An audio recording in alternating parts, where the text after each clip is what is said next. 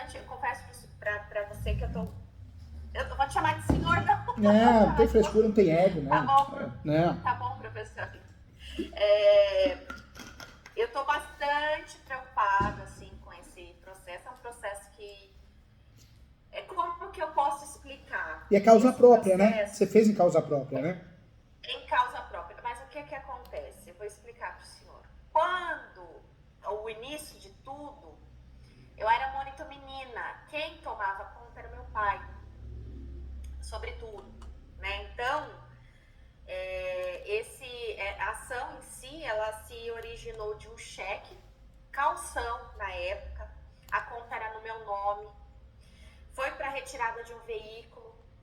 O meu pai, ele tinha sido contemplado, uma ou duas cartas de crédito contemplado na época, que eu me recordo. Acho que eu nem estava na faculdade ainda nessa época. E ele foi retirar o veículo, né, numa concessionária aqui do interior. Ele tinha um outro carro, ele deu também, porque ele retirou 2 carros na época, e ele, além da carta de crédito, ele deu mais um carro e deu 3 cheques em calção. E um cheque não foi escrito calção no cheque. 2 foram devolvidos e esse que não estava escrito calção era do mesmo valor, 3 cheques do mesmo valor. Os 2 foram devolvidos na época e esse não foi devolvido, eles depositaram um cheque. Nisso que depositaram o cheque, ficou naquela... Meu pai sempre na negociação, falando com o pessoal da concessionária, tudo que era cheque calção, e eles batendo o pé que não era, que era dívida. E eu acho que meu pai pagou para ver, na verdade, né? Ele deixou rolar, discutiu, sei lá, com o pessoal lá da concessionária também. E esse processo é longo, é de muitos anos atrás, acho que é 2009. E aí deu revelia, teve advogados no processo, só que não adiantou nada, pelo que eu observei, assim, das medidas que foram tomadas por outros advogados. Acho que teve uns 3, 4 advogados nesses processos, e acabou não dando em nada a execução, e depois o credor, ele entrou com cumprimento de sentença. No cumprimento de sentença foi a partir de 2014, decorreu o processo, também tinha outros advogados no processo, também perderam prazo, não teve muito o que fazer. Nisso, doutor, passou muitos anos, e aí eu, para tentar ajudar, eu muito desgastada com meu pai a respeito disso, né, porque era tudo no meu nome. Então eu fiquei, assim, um tempo, assim, bem chateada, confesso, não vou mentir. E é Tanto claro, que eu pego esses... a doutora é ser humano, né? É ser humano. A família, pode ser pai, pode ser mãe, pode ser irmão, pode ser filho. Coloca a gente numa furada, numa enrascada, a gente tem um direito também, né? Exatamente. E eu fiquei assim, eu confesso que até hoje, assim, eu assumi isso para tentar remediar já. Eu sei que já está muito avançado. Eu sei que eu cheguei a comentar com meu pai que já era um processo, já que já não tinha muito o que ser feito, né? Até o ponto que chegou. E aí eu confesso que até hoje, quando eu pego esse processo, me dá frio na barriga, me embrulha o estômago, me dá uma sensação ruim, assim, Faz mal, né? faz Porque mal.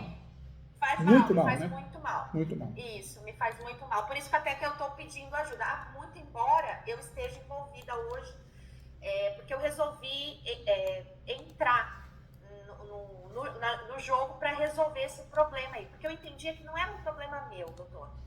Sabe? Meu pai E é sempre pior, falava né? pra mim, É pior. A gente deixa na mão do irmão, um irmão, uma irmã. Não, ele que criou o problema, ele tem que resolver. E não é. Os problemas pior, nossos que a gente tem que resolver, não é? infelizmente, que não seja... nunca vi a cor desse carro, né? Nunca...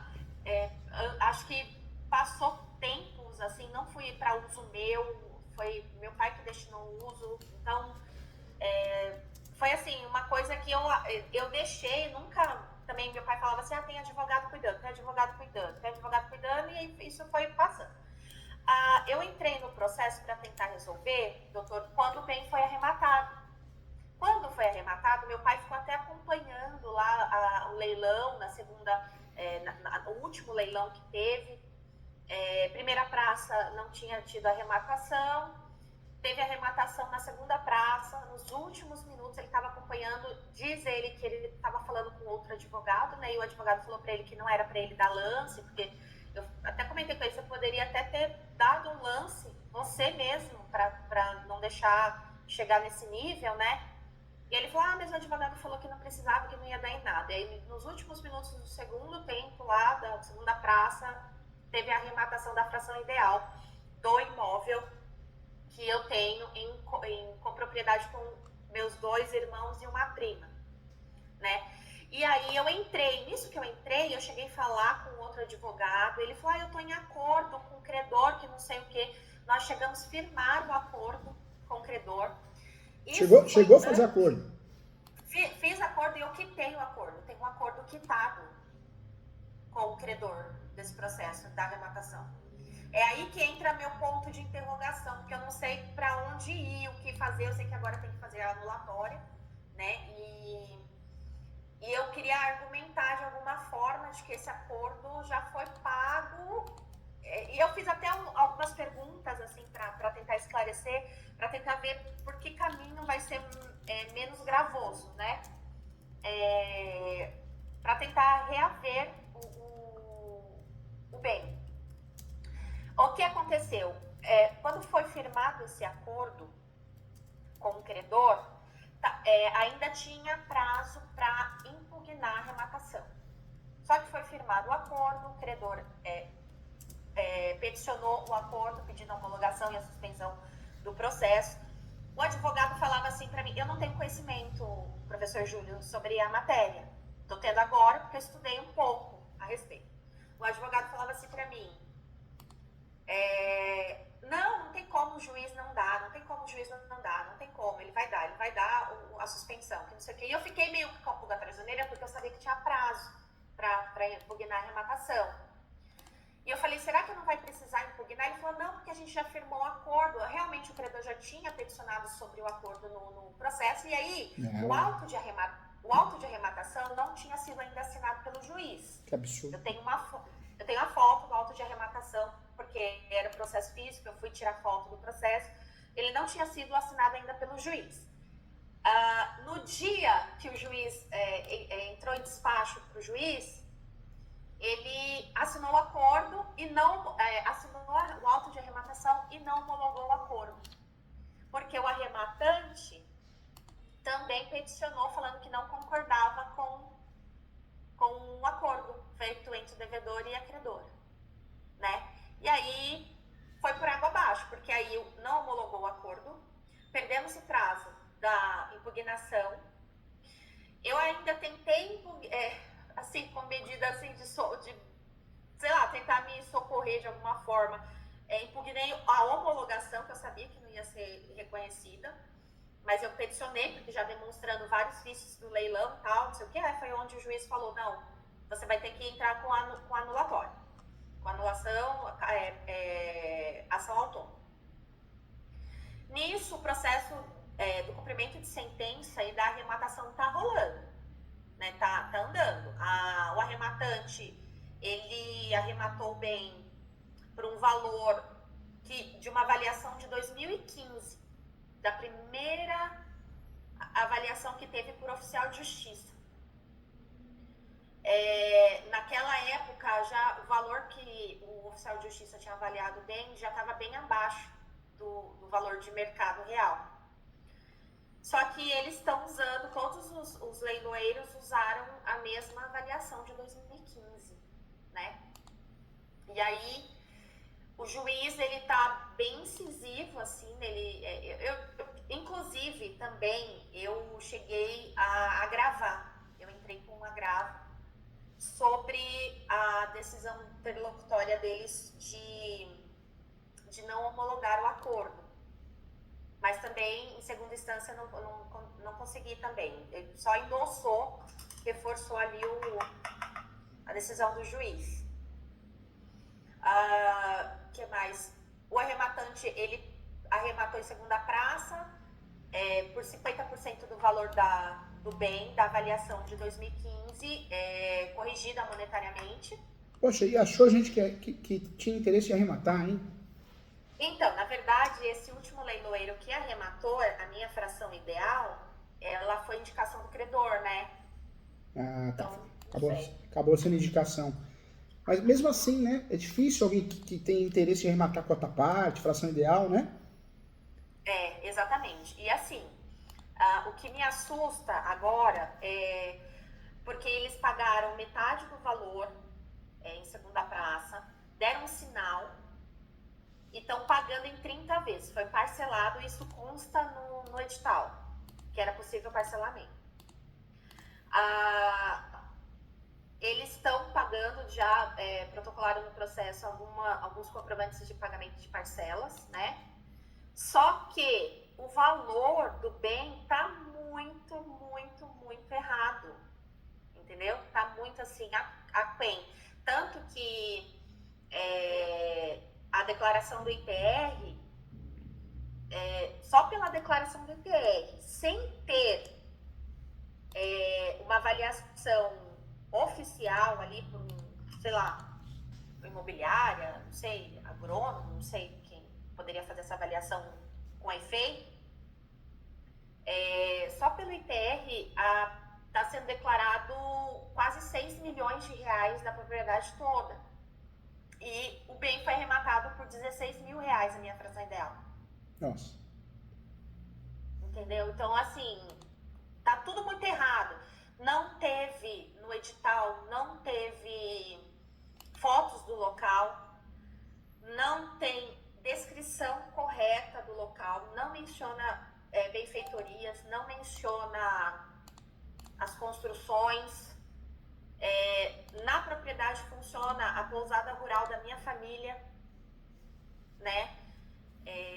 O outro advogado, ele até tinha feito a exceção, como é que é? Exceção de pré-executividade, que é uma açãozinha traiçoeira, né? Ela é bem teórica, mas na prática não resolve muito, né? Então, ele tinha tentado como pequena propriedade rural, mas o juiz não deferiu. É uma tese muito... É uma tese usada, mas é uma tese hoje em dia fraca, né? Sim. Eu observei isso. E aí agora eu não sei... tem que entrar com essa anulatória, né? Tá correto. É ação anulatória mesmo, né? Hoje, a ação anulatória a gente precisa tomar sempre cuidado. Por quê? A ação anulatória é uma ação... Quando a gente fala de leilão, nós temos 3 ações interessantes. A primeira é anulatória, mas precisa tomar cuidado porque ela tem prescrição de 4 anos e a gente teria que provar lesão. São vícios do negócio jurídico, é difícil de provar. Eu sei que na prática, modelo do Google, né, muita gente usa anulatória, mas está errada. O correto, normalmente, é você usar o quê? A ação declaratória de nulidade. Aí você fala a mesma coisa, não é. A ação declaratória de nulidade, primeiro, ela não tem prescrição. Segundo, ela te dá uma abertura maior para você trabalhar várias questões incidentais, né? Vícios do próprio leilão, do próprio edital, vícios processuais quando é um leilão judicial, vícios até de casos de leilões extrajudiciais. Então, no leilão, a ação mais adequada, estrategicamente falando, porque ela te dá uma abertura, é a ação declaratória de nulidade, tanto para suspender o leilão quanto para causar nulidade, entendeu? Certo. E em alguns casos a gente usa também o embargo de terceiro, que é uma ação interessante também. Mas aí você tem que ser terceiro na relação, né? E não é o seu caso, porque você está no meio do bolo, né? Não é terceiro na relação, né? Não. Então, eu preciso agora desfazer isso daí. Eu cheguei a ver um vídeo do senhor sobre ação declaratória. Aí eu fiz várias pesquisas aqui no TJ, achei até alguns modelos, algumas coisas. Depois eu minutei, eu cheguei a mandar os documentos aí. Eu minutei a medida e aí eu comecei a tentar identificar ali na questão do leilão o que dava para argumentar. Avaliação defasada. Hoje, o que você tem, de fato? Você tem a ação anulatória distribuída, né? Ela está em andamento, não está? Não tá. Tá. Então não entrei ainda com a ação. Legal. Então melhor ainda, porque se não tem nada distribuído, dá para correr atrás, né? Da forma correta. Que eu queria uma segurança maior, né? Entendi. A respeito. Vamos fazer a ação correta. E a ação correta é a ação declaratória de nulidade. Certo. É a ação que a nossa chance aumenta muito mais, né? A possibilidade. Me fala uma coisa, hoje acordo, isso não tem como acontecer, né? Não existe essa possibilidade. Com o arrematante? É. Eu cheguei a ligar para ele, mas ele não mostrou interesse em um tipo de acordo. E aí, se fosse feito algum acordo, seria como? Esse acordo, muitas vezes é usada a recompra, né? Então é feita a recompra dele. Então é um acordo, já aconteceu aqui há uns 15 dias atrás, aqui no escritório. Quando dá para fazer isso é maravilhoso, né? Porque você não depende de uma ação. Aí uma vez uma aluna falou assim, mas professor Júlio, a recompra eu vou ter que comprar o imóvel? Tudo bem, só que se você fazer uma ação, você não vai ter que gastar? Então não é melhor já gastar um pouquinho mais e já resolver, né? Né? Sim. E outra... Não, mas assim, eu até tenho disposição, talvez, de fazer isso, e talvez seja até a intenção deles nisso, porque a propriedade tem uma pousada em cima, né, professor? Então, já comprou sabendo o que era, talvez visando lucro, visando uma futura venda, né? Então, acontece que assim, a propriedade no todo, ela tem os meus irmãos, 2 irmãos e mais uma prima. Além da pousada da minha família, tem a parte da minha prima, que também é uma outra pousadinha, e tem pesqueiro, tudo dentro ali da propriedade rural. São 3,7 hectares. E, tecnicamente, a minha família mora lá, os meus tios moram lá, os meus irmãos moram, eu tô morando basicamente lá, né?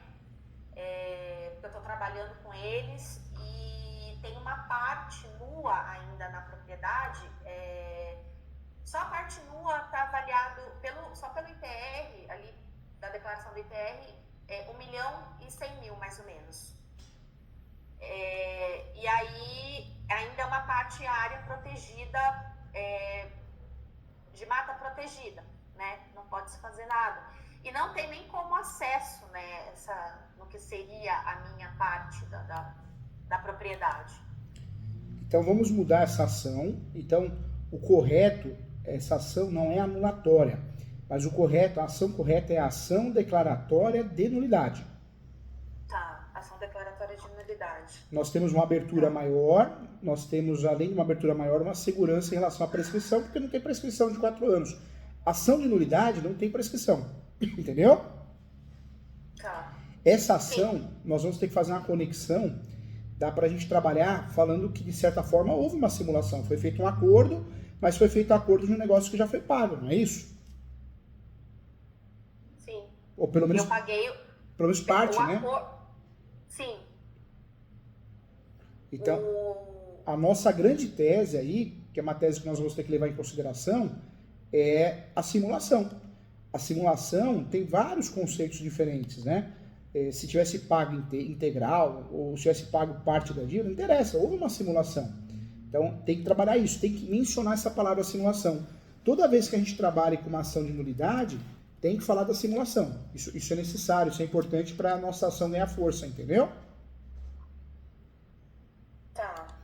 Tá, então, a hora que a doutora for fazer essa ação, abre, né, dentro dos fatos, dá a simulação, cria um tópico separado, né?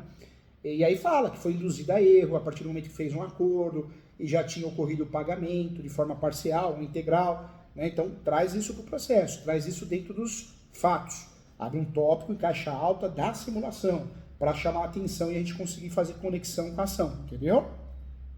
Tá, entendi. Nessa ação, nós vamos usar o quê? Vamos usar o artigo 249. A doutora vai usar o artigo 249 para o Código de Processo Civil. Vai usar o 249 e o parágrafo 1º. Esse artigo ele fala de nulidade, que deverá ser declarada pelo Poder Judiciário, as providências necessárias. Então, nós vamos trabalhar em cima disso. A grande fundamentação nossa vai ser o 249. Tá? Nós vamos trabalhar também, então, simulação 249. Nessa ação, o que é importante a gente fazer? Aí fazer conexão com os vícios da ação do leilão mesmo. E aí nós podemos trazer o quê? Aí tem várias teses, tem umas 12 teses boas, o resto é aventura jurídica. Mas dá para bater no preço vil, falar que foi arrematado com preço vil.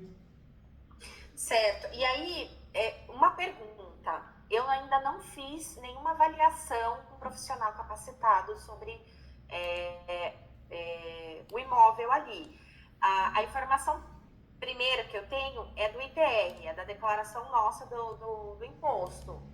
Só com isso é pouco, né? Tem que fazer a avaliação mesmo? A avaliação não é obrigatória, mas quando a gente alega preço vil, defasagem, aí ela é muito interessante, né? Porque a gente consegue dar credibilidade ao processo. Tá. Consegue criar uma questão controvertida, né? Tá certo. Então vamos bater nisso. Preço vil, acho que é uma tese que a gente tem que usar. O preço vil não é fácil de provar. Mas essa avaliação, quem vai fazer é um corretor de imóveis, uma corretora conhecida da doutora. E aí ele pode nos ajudar nesse sentido, fazendo uma avaliação até melhor, né? Do que realmente é. Uhum. Porque a gente consegue bater nesse preço vil de fato, né? Tá, e eu porventura poderia... na verdade, ao invés de eu fazer, eu pedir para o juiz...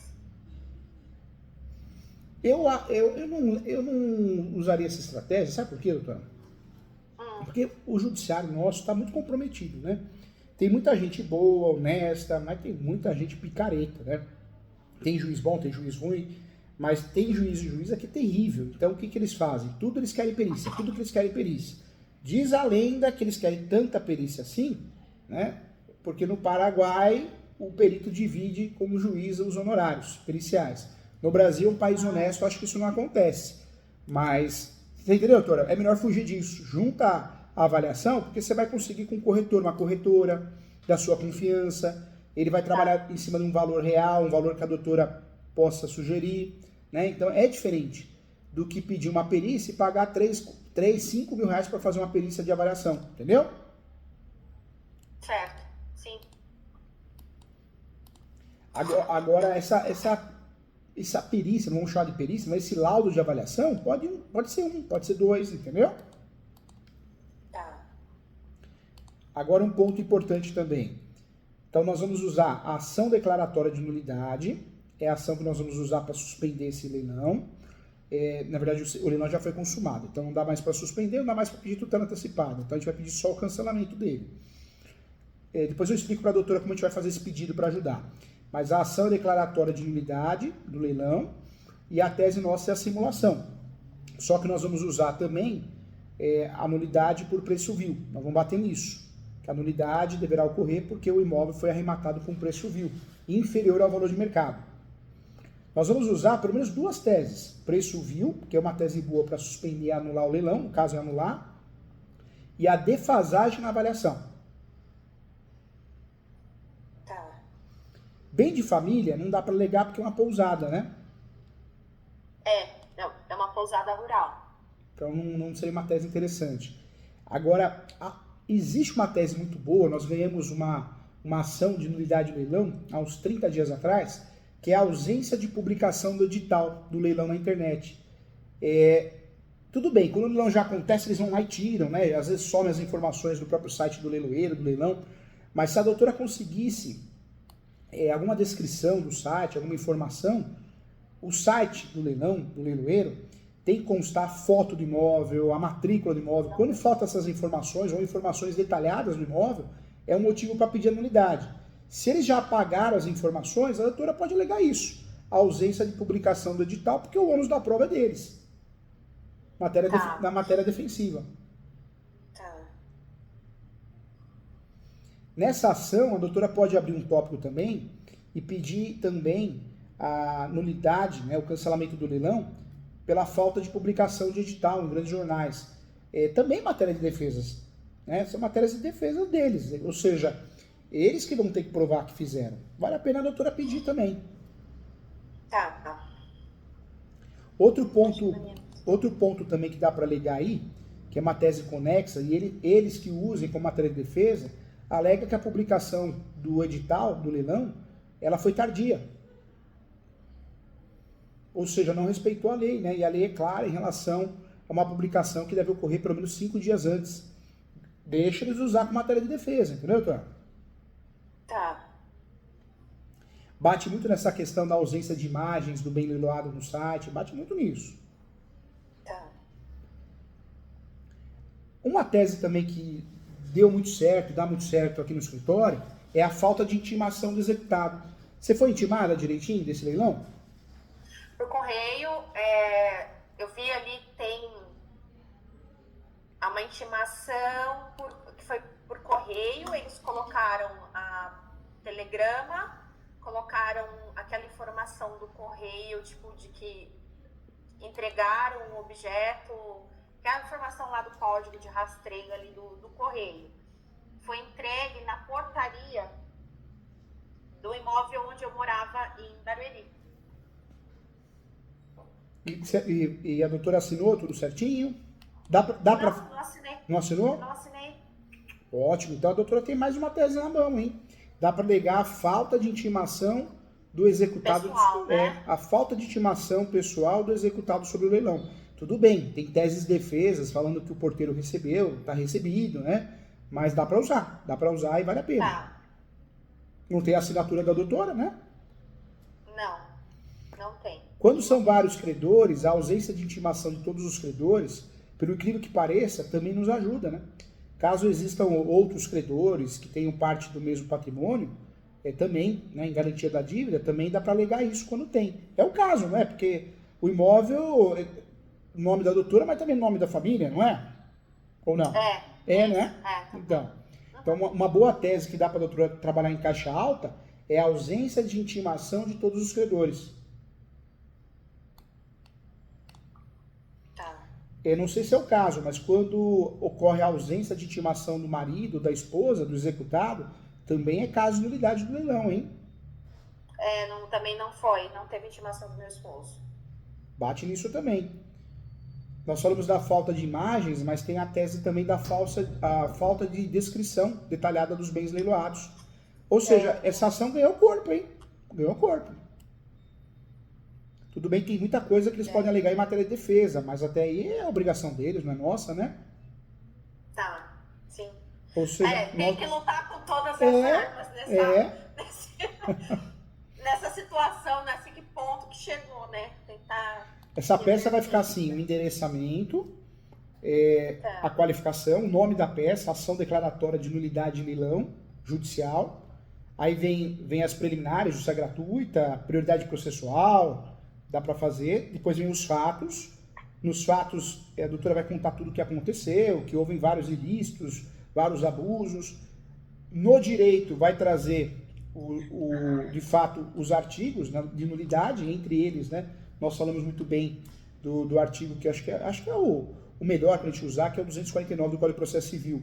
Mas dá para usar o 249, 250, né, que é o erro de forma do processo. Dá para trabalhar com esses artigos, sempre nulidade, né?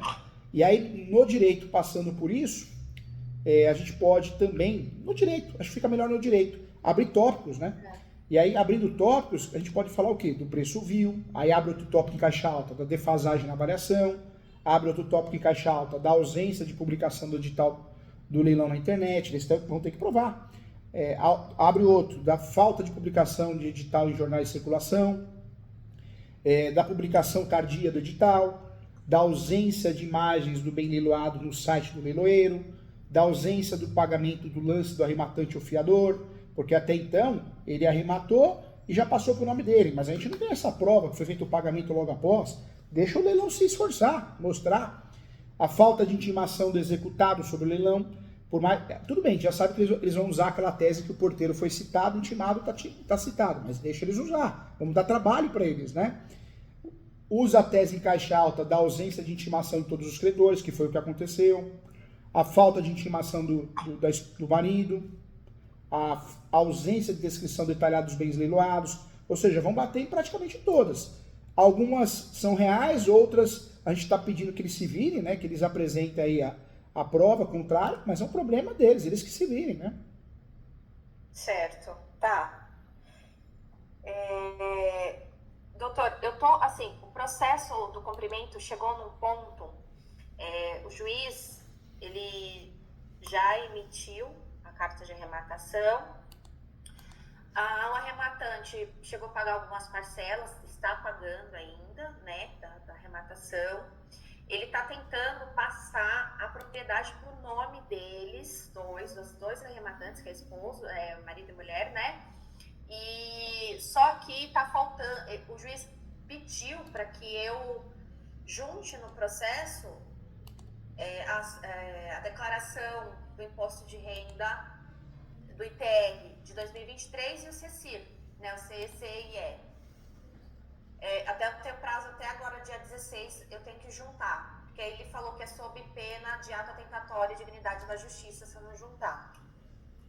Então ele tá sendo, o juiz dele tá bem me ferrando, né? Eu acho que ele tá com raiva, porque é uma ação muito longa, né? Aí ele tá assim, tipo, né? Eu quero, sei lá, eu quero acabar com isso logo, eu não sei. Fica dando, eu falo pros alunos dão risada, mas fica dando coice, né? Ele tá, toda hora ele tá dando porrada em mim, né? Então, assim, vou ter que juntar agora, porque o arrematante não consegue fazer transferências sem esses documentos e alega ele que só eu consigo emitir esse documento, né? Então eu tenho que juntar lá. Até se eu pedir agora na anulatória, eu pensei, eu acho que eu vou ter que juntar mesmo, até para demonstrar boa-fé, não sei, nesse processo principal, mas eu vou ter que pedir a suspensão de tudo isso, né? Do cartório não fazer, suspender até a decisão da anulatória. Sabe o que a doutora pode fazer? Né? A doutora pode abrir uma tutela antecipada. Antes dos fatos, né? A doutora vai fazer as preliminares. Eu não sei se vai pedir justiça gratuita ou não, mas nas preliminares a doutora pode pedir tutela antecipada para suspensão, para que seja enviado o mandado judicial para o cartório de imóveis e seja suspenso qualquer ato registral, entendeu? E a doutora pede isso. Pode ser que o juiz finja demência, pode ser que o juiz não aceite. Independente disso, a doutora pede uma averbação premonitória na matrícula, entendeu? Também. O que é a averbação premonitória? Fazer constar essa ação na matrícula do imóvel. Ah, legal. Tá. Então pede as duas coisas, tutela antecipada para qualquer ato de registro e a averbação premonitória na matrícula. E por outro lado, nada impede da doutora fazer um requerimento ao cartório, chama requerimento impeditivo de registro, né? Pode ser físico, pode ser digital. O cartório não gosta muito, mas faz. Informando, não pode o cartório registrar, uma vez que está em litígio, caso ocorra isso, o cartório assume a responsabilidade, aí tem discussão, né? Se assumiria a responsabilidade, em regra não, mas é importante deixar ali a sementinha, né? Tá bom. Assim, será que com essa ação, eu não sei, eu tô com uma pontinha de esperança do arrematante desistir do leilão? Porque na anulatória ele vai ter que se manifestar, né? Vai ter que se manifestar. É oportuno para ele fazer... ele pode se habilitar como terceiro interessado, o juiz pode pedir a citação dele, né? Mas o juiz só vai pedir a citação dele se de fato constar na matrícula o nome dele. Então, se ele conseguir pegar e registrar a carta de arrematação, aí legal, o juiz vai pedir. O juíza. Se não, não vai pedir, não. Ah, tá. Então ainda tem chance de não citar, tem chance, né? Porque tem chance. Ele não tá com o registro ainda não foi passado pro nome deles. E outra coisa, nada impede da doutora também, se realmente, né, a doutora fizer a ação, distribuir a ação e perceber que ele já registrou, ele conseguiu registrar, aí a estratégia muda. Aí vale a pena puxar nas preliminares um pedido de audiência de conciliação e colocar ele no polo da ação e pedir a citação dele, porque aí valeria a pena, entendeu? Tá.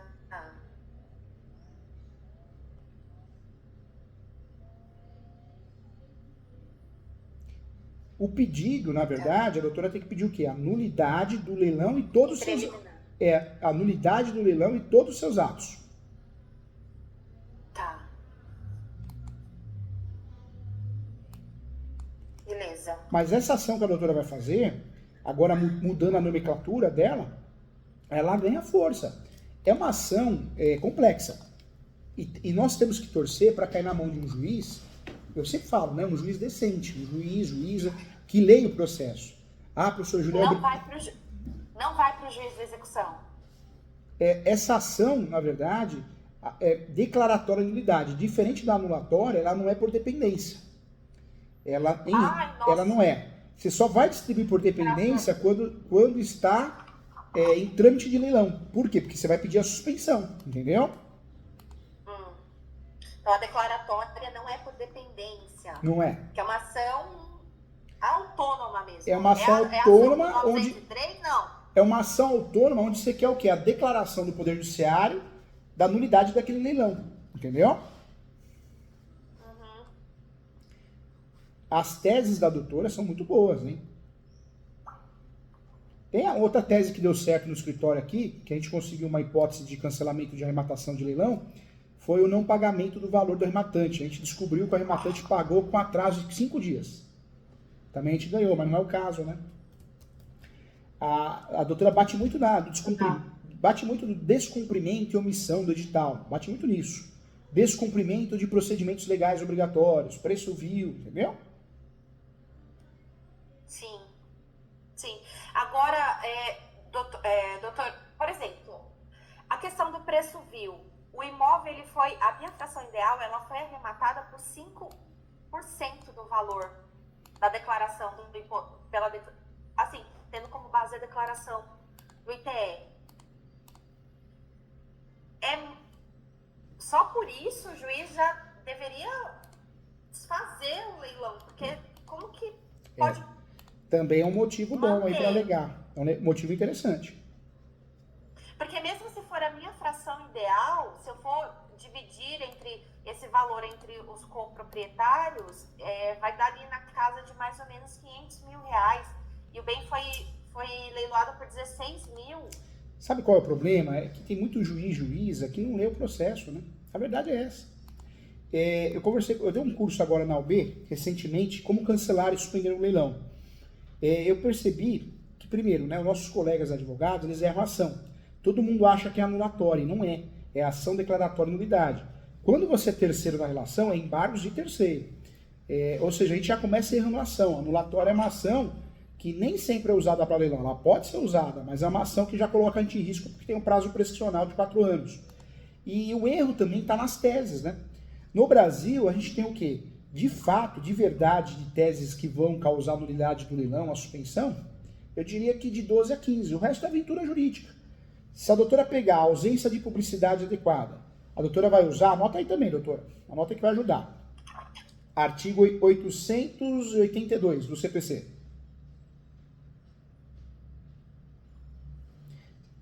A doutora, nós falamos aqui da falta de intimação dos interessados. A doutora vai usar o artigo 882 do CPC. O descumprimento de prazos legais, a doutora vai usar 882 também, tá? Tá. O erro na avaliação do bem, a doutora vai usar o artigo 888.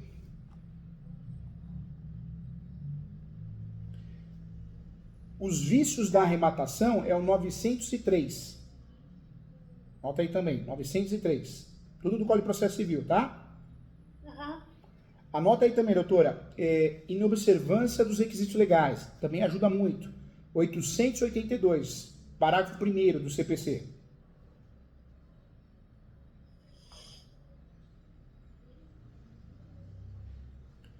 Anota também, oferta inexequível, 891 do CPC. 891? Isso, 891.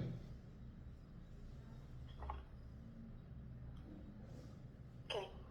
Outro artigo que não pode faltar é o 792. A doutora vai alegar má-fé das partes, então 992.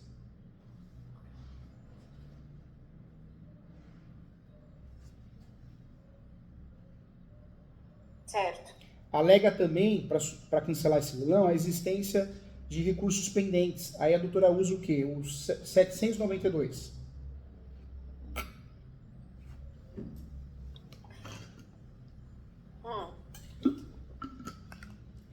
Menciona também, doutora, a inexistência de pressupostos de validade, porque se não tem foto, se não tem a descrição detalhada, são pressupostos de validade, e ocorreu a inexistência. usa o artigo 489 do CPC.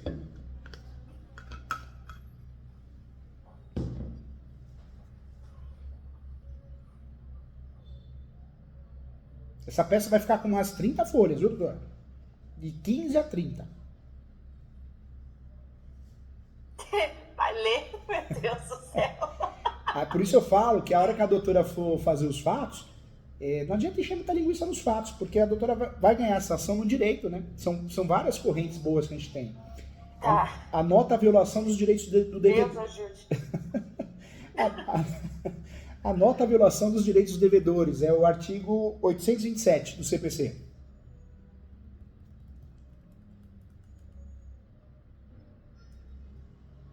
R$ 827? Isso, violação dos direitos dos devedores.